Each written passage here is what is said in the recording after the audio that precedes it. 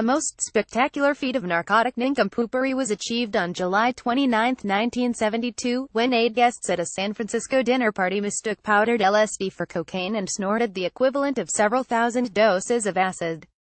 15 minutes later, while receiving emergency treatment, 5 were in a coma and 3 were breathing through a tube. Yet in spite of their astonishing pharmacological blunder, all 8 were discharged from the hospital within 48 hours with no lasting symptoms, which goes to show just how difficult it is to die from a psychedelic overdose. Hardly any recorded deaths. Robert Gable is a professor of legal psychology at Claremont Graduate University, and has spent decades investigating drug toxicity.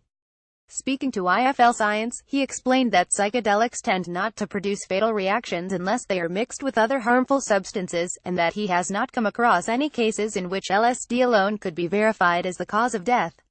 The term psychedelic was originally coined by British psychiatrist Humphrey Osmond, and literally means mind manifesting. It is used to refer to a broad range of substances, although the most common recreational psychedelics include LSD, psilocybin, a psychoactive ingredient in magic mushrooms, DMT, and mescaline.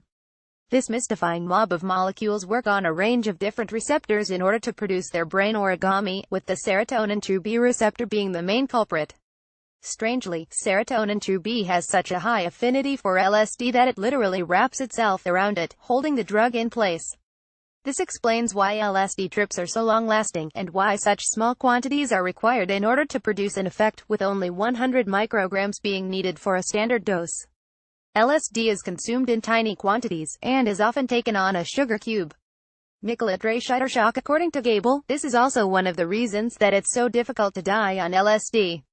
The smaller the dose of a substance, the less likely it is to cause physiological death, he says. And what's unique about LSD is it's in micrograms, so it's much smaller than all the other psychoactive drugs, making death less likely to be caused by LSD than by some other substance.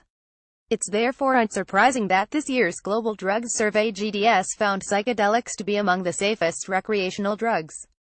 Psilocybin, for instance, was responsible for less medical treatment than any other illicit substance, with just 0.2% of users worldwide requiring care.